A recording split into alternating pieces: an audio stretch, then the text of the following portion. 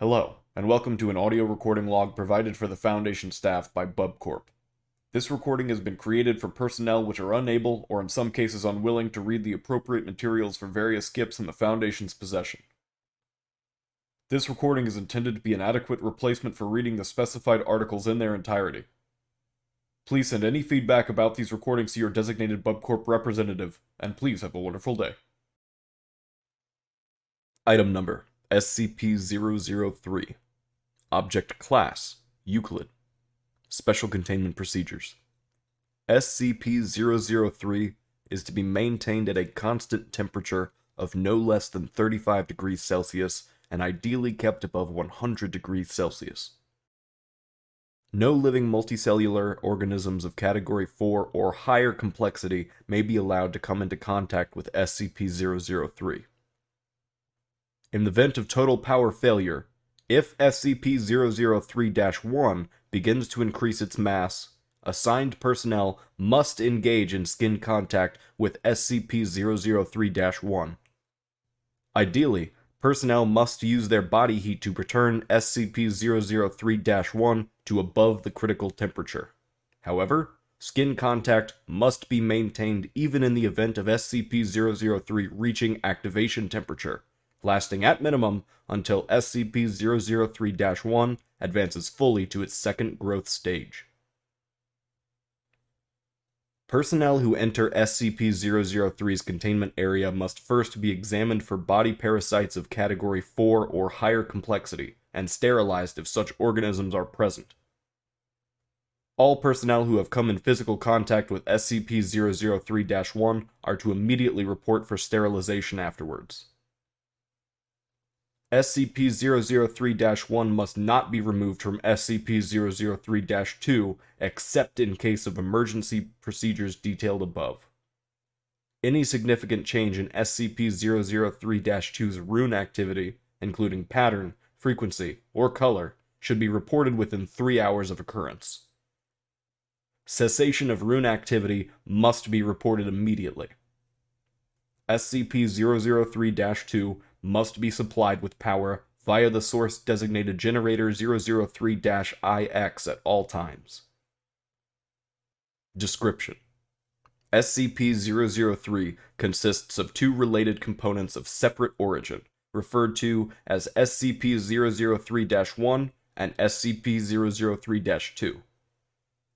SCP-003-1 appears to be composed of chitin, hair, and nails of unknown biology, arranged in a configuration similar to that of a computer motherboard.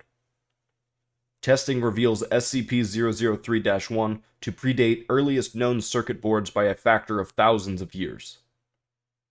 SCP-003-1 is considered sentient, but not actively dangerous except under certain conditions. SCP-003-1 was found on a stone tablet, SCP-003-2, on which it currently resides. The runes on SCP-003-2 are not part of any known language and emit pale, flickering light patterns. SCP-003-2 is controlled by a non-biological internal computer, the contents of which are mostly inaccessible without risk of damaging SCP-003-2. SCP-003-2 is capable of controlled emissions of radiation, including heat, light, and anomalous radiation types. SCP-003-2 contains an internal power source of an anomalous nature, which appears to have been losing power since several centuries before discovery. It is considered probable that SCP-003-2 was created for the purpose of containing SCP-003-1.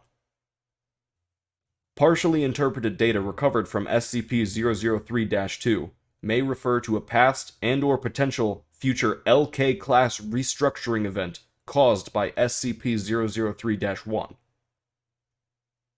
SCP-003 was located by remote viewing Team SRV-04 Beta. It appears possible that SRV-04 Beta was deliberately contacted by SCP-003-2.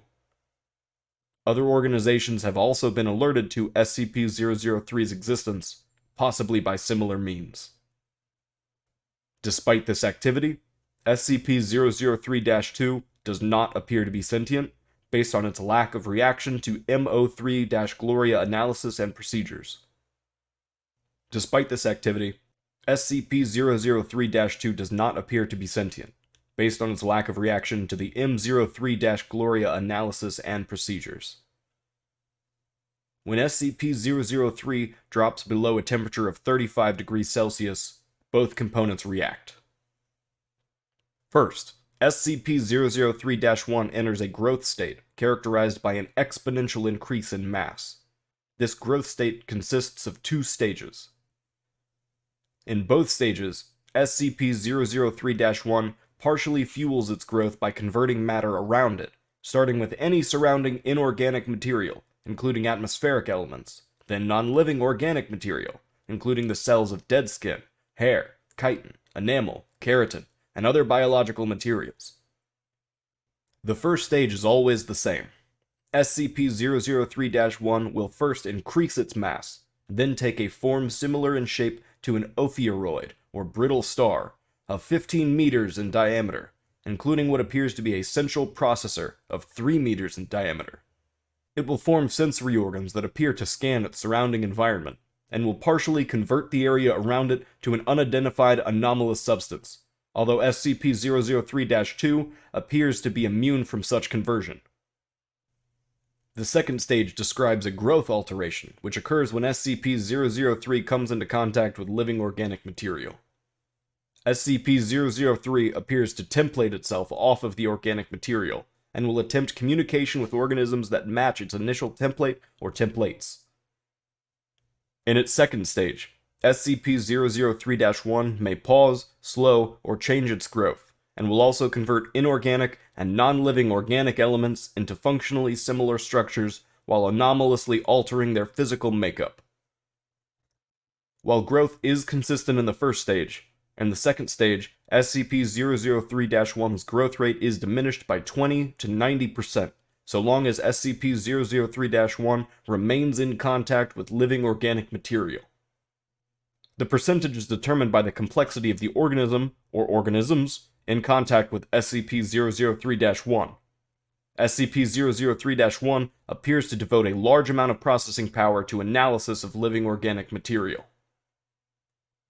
During each of SCP-003-1's growth stages, SCP-003-2 releases bursts of radiation that temporarily inhibit SCP-003-1's growth, or reverse this growth when the temperature of SCP-003-1 rises above 100 degrees Celsius. Similar radiation emissions have been replicated or recorded via other anomalous means. SCP-003-1's biology has been the subject of extensive study. Significant elements have been identified similar to SCP-1512 and SCP-2756, the latter of two which have no further confirmed connection with SCP-003-1 and no known connection with each other, and none of which are fully understood. Technically, even less understood than SCP-003, thanks to the extensive cross-disciplinary research on the SCP-003 objects. To date, no convincing analysis has been put forward which satisfactorily explains SCP-003-1's connections to these SCP objects or any others, nor its connection to modern technology beyond its appearance and potential mimicry via unknown mechanism. Addendum 003-1.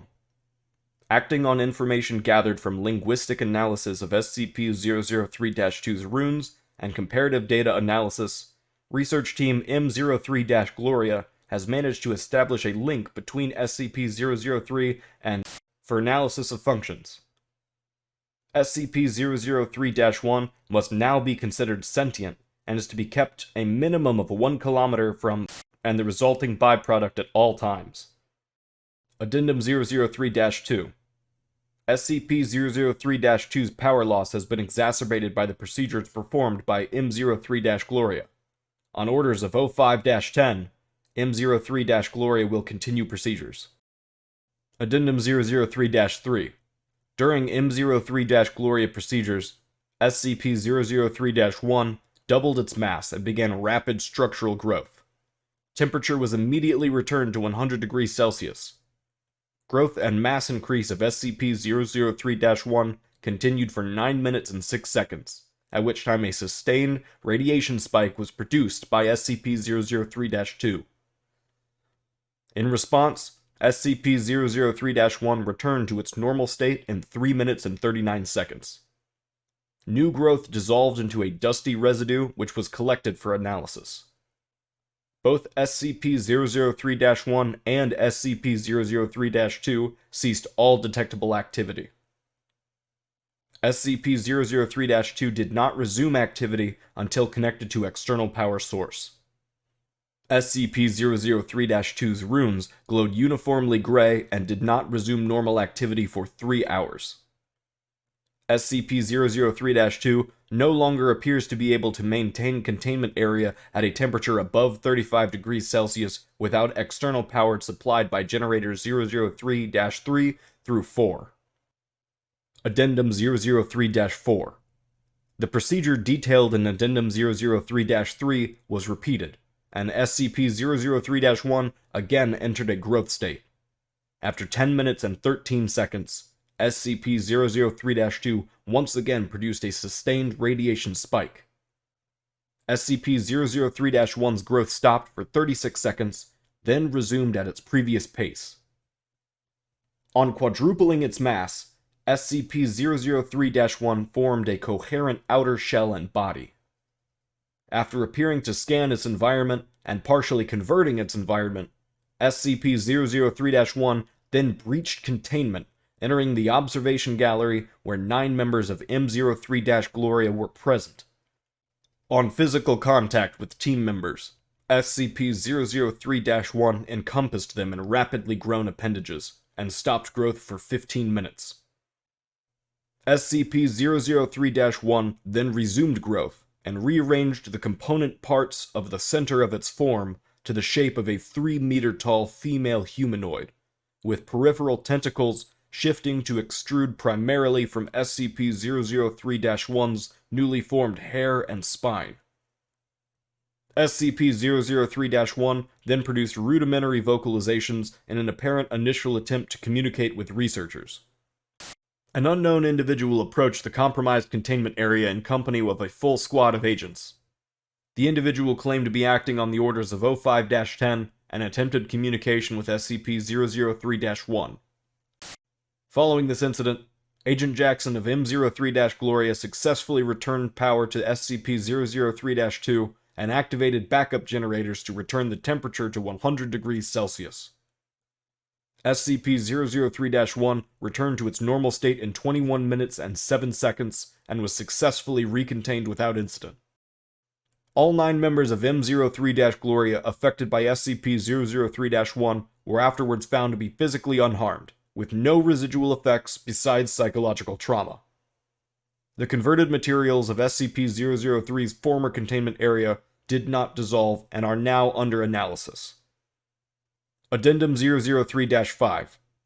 In light of the previous incident, O5-10 was removed from the O5 Council by joint decision of O5, and O5. M03-Gloria procedures have been indefinitely suspended. The following incident report requires M03-Gloria Special Access Program privileges. If you have not been given these privileges by your designated site administrator, please close out of this video now. Transcription of Incident Report A21-B Cycle 8 for dissemination to O5 Command and Staff. Interviewers. Present. O5-2, O5-5, O5-7, O5-10, and Staff. Interviewed. Dr. Tilda David Moose, M03-Gloria Lead. Excerpt 35A. She tried to talk to us. We all heard her voice in our heads, in a sort of half-language we couldn't fully understand. Some of the others passed out immediately. I lasted a little longer, but it wasn't because of mental fortitude. It's just that she was trying to tell us different things. She showed Jones a replay of all the memories of everything Jones had ever felt anything about, all over the course of a few minutes. She ripped 3 of the researchers apart and put them back together unharmed. She doesn't understand human emotion, or pain, or very much about how we experience the world. Yes, I would say the containment procedures are necessary. Listen, she wants to remake the world into a paradise filtered through her own alien understanding of paradise, but still, a paradise designed for us, for humanity. She would be happy to make a paradise for any sufficiently complex organism she comes across first. Anything with a complex enough mind to accept her. Say, a dog, or a housefly. She breaches again. We have to be there first. What would it be like? I don't know. She showed us images. Not quite images. I can see them in my head, but they're not pictures. The closest thing I can think of is what you see when you close your eyes suddenly and tightly, but brighter and more complex. The images had metallic sounds associated with them, and sensory details that we don't have the words or concepts to describe. The whole effect felt like words of some kind. I believe she wanted to see what we could understand so that she could understand us. She didn't have time to finish analyzing us. I don't know what would have happened if she had. This concludes the audio log for SCP-003.